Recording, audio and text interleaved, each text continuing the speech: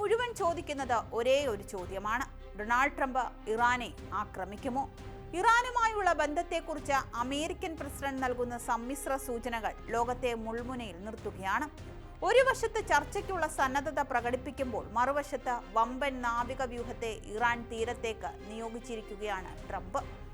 ഇറാനിലെ ആണവ മിസൈൽ കേന്ദ്രങ്ങളെ തകർക്കാനും പരമോന്നത നേതാവ് ആയത്തുള്ള അലി ഖമേനിയുടെ അധികാരം ദുർബലപ്പെടുത്താനുമുള്ള വിപുലമായ സൈനിക പദ്ധതികളാണ് ട്രംപിന് മുന്നിലുള്ളത്. ഇറാന്റെ ഉള്ളിലേക്ക് കടന്നുകയറി ആക്രമണം നടത്താനുള്ള കടുത്ത നടപടികൾ ഇതിൽ ഉൾപ്പെടുന്നുവെന്നാണ് റിപ്പോർട്ടുകൾ. ഒരു വമ്പൻ കപ്പൽ വ്യൂഹം ഇറാനിലേക്ക് പുറപ്പെട്ടിട്ടുണ്ട്. അവ വേഗതയിലും കരുത്തിലും ലക്ഷ്യത്തിലെത്തുന്ന കാര്യത്തിൽ വളരെ മുന്നിലാണ്.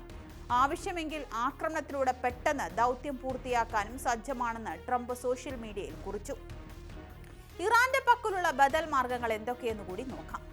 സൈനിക കരുത്തിൽ അമേരിക്കയെ വെല്ലാൻ ഇറാൻ ആകില്ലെങ്കിലും പശ്ചിമേഷ്യയെ തകർക്കാൻ ശേഷിയുള്ള പ്രതിരോധ സംവിധാനങ്ങളാണ് അവരുടെ പക്കലുള്ളത്.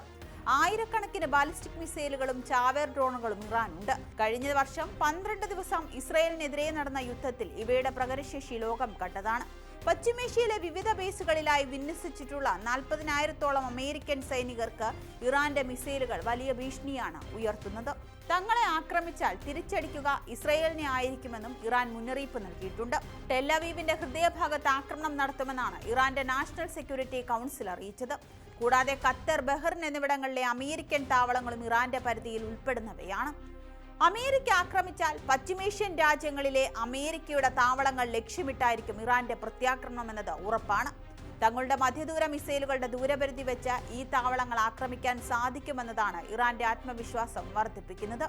കഴിഞ്ഞ ജൂൺ മാസത്തിൽ ഇറാന്റെ ആണവ കേന്ദ്രങ്ങൾ ലക്ഷ്യമിട്ട് അമേരിക്ക ആക്രമണം നടത്തിയപ്പോൾ അൽ ഉദൈദ് സൈനിക താവളത്തിലേക്കാണ് ഇറാൻ പ്രത്യാക്രമണം നടത്തിയത്. ഇറാനെ വളഞ്ഞിട്ട് ആക്രമിക്കാൻ അമേരിക്കയുടെ ലക്ഷ്യമെങ്കിലും ഇറാന്റെ കരുത്തിനെ പശ്ചിമേഷ്യയിലെ മറ്റു രാജ്യങ്ങൾ വില കുറച്ച് കാണുന്നില്ല.